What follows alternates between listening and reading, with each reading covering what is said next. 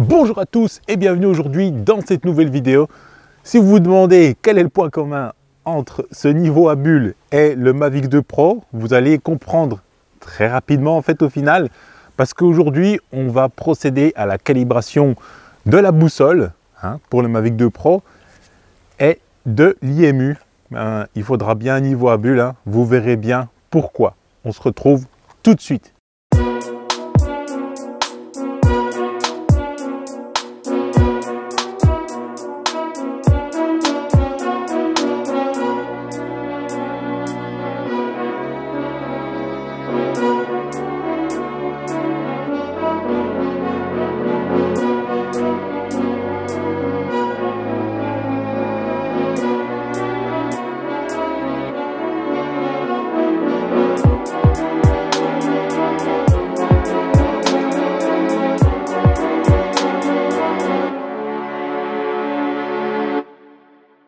On va parler un petit peu théorique au final.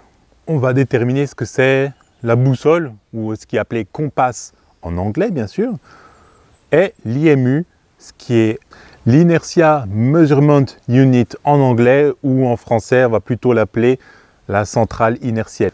Alors la boussole, ça va permettre à votre drone de se repérer dans l'espace. Ça va lui permettre de calculer le point de départ. Vous savez, quand ils disent « low point is updating, please check out the map », tout ce long discours en anglais, c'est que voilà, il enregistre la position de départ et ensuite dans les logs, il va enregistrer les coordonnées GPS. La boussole, c'est important à ce moment-là parce que si elle n'est pas calibrée correctement, voilà, vous pouvez avoir quelques petits problèmes de repérage et puis le RTH par exemple peut faire défaut clairement. Ça peut être très compliqué, très vite. Et pour l'IMU, par contre, je ne le connais pas par cœur la définition, donc j'ai un petit peu noté sur mon carnet ce que c'est. C'est une unité électronique qui collecte les données de vitesse angulaire et d'accélération linéaire qui sont envoyées au processeur. C'est ce qui permet à votre drone en fait d'avancer en ligne droite quand vous lui dites « va tout droit », par exemple. Voilà. C'est un petit peu, c'est ça l'IMU clairement, parce que si vous calibrez mal l'IMU, votre drone, lui, peut partir en crabe. Moi, je l'ai déjà vécu avec un Phantom 4. Quelles sont les conditions pour pouvoir calibrer la boussole et l'IMU par la suite? La boussole, il faut être loin de tout champ électromagnétique. Ici, on est dans la nature, on n'a absolument rien à proximité, on n'a pas d'antenne relais GSM, on n'a pas de ligne très haute tension, on n'a pas de Wi-Fi, on a tout ce qui est source électromagnétique est éliminé au maximum. C'est pour ça que je suis venu ici.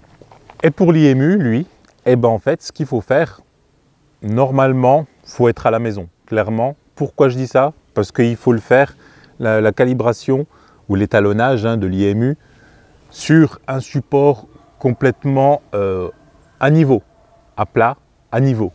Voilà, ici on est dans la nature, il y a des tables, des choses comme ça. On va essayer de trouver un coin où c'est à niveau clairement pour pouvoir faire le nécessaire. Sinon, je vous déconseille fortement de le faire quand vous n'êtes pas à niveau. Vous allez carrément fausser les mesures et les calculs des capteurs de l'IMU.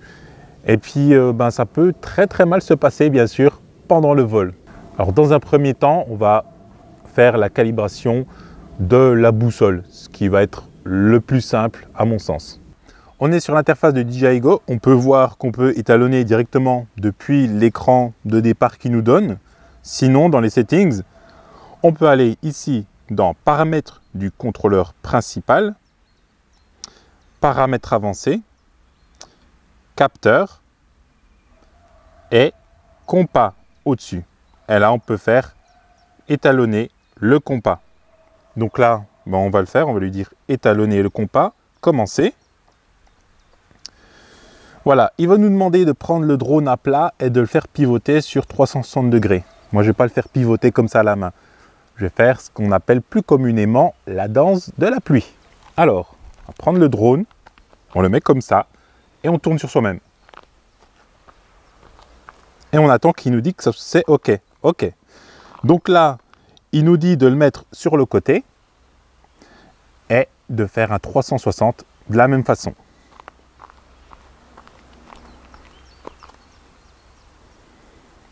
Voilà, l'étalonnage de la boussole est terminé.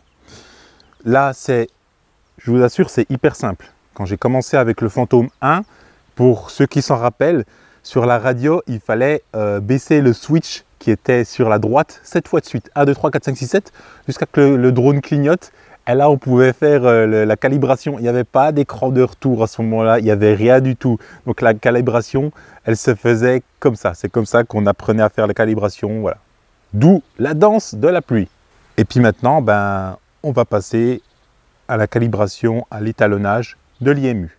J'allais oublier pour la calibration de la boussole. Alors, c'est très important de le faire à 2 moments au final avec le drone. D'une part, quand vous recevez le drone, avant même que vous fassiez le premier vol, faites-le directement. Il vient de loin, votre drone, il a fait des kilomètres et des kilomètres, donc calibrez-le à ce moment-là. Deuxième chose, vous faites 50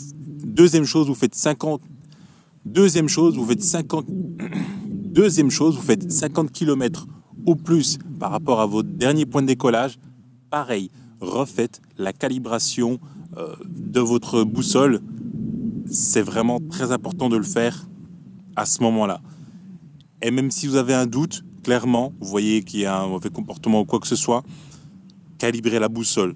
Parce qu'un drone qui perd les satellites, qui perd la liaison, le retour vidéo, la liaison radio, si par malchance il ne tombe pas avant d'avoir tout perdu, vous aurez du mal à le retrouver. Et je ne parle pas en expérience, mais de la part d'abonnés, malheureusement.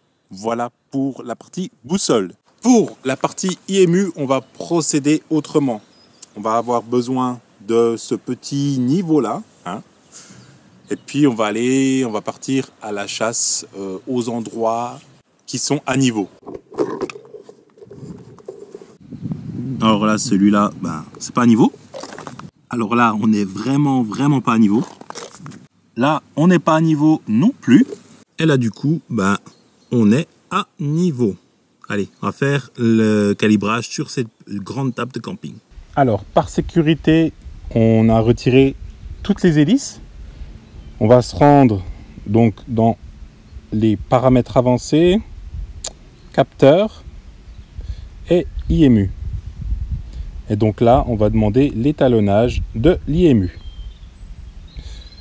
Voilà, il nous demande de placer l'appareil sur une surface plate, ce qui est le cas actuellement. D'étalonner de la manière indiquée et faites-le tourner pour l'étalonnage uniquement. Gardez l'appareil sous tension, ne démarrez pas les moteurs, ce qui est complètement logique. Mais de toute façon, voilà, j'ai retiré les hélices pour un souci de sécurité. On va commencer. Alors, il nous demande de le poser tel qu'il est indiqué sur la photo. Et là, il va procéder à l'étalonnage. Vous allez voir. Ok, étape numéro 2. Vous voyez qu'il clignote en plus pour nous dire que il n'est pas dans la bonne position. Donc là, on le met sur le côté en PLS. Voilà, je le mets de côté comme c'est demandé. Cette fois-ci, il nous demande la même position, mais de l'autre côté.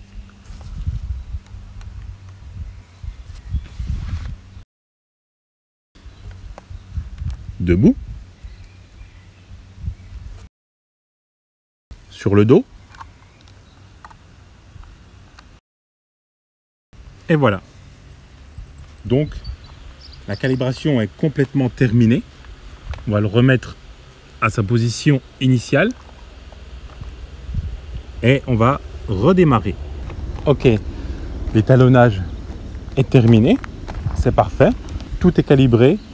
Et là, en fait, on n'a plus qu'à décoller et puis aller faire ses vols en toute quiétude parce que là, on sait que tout est OK. Merci d'avoir regardé cette vidéo. Bien sûr, n'hésitez pas à liker, lâcher un pouce bleu, vous abonner et activer la petite cloche. C'est Najib pour la chaîne NKO. Et bien sûr, je vais démarrer tout ça puis aller vous faire un petit vol pour vous montrer à quoi ce spot ressemble. Je vous dis, photographier, filmer, voler en toute sécurité. À la prochaine. Peace!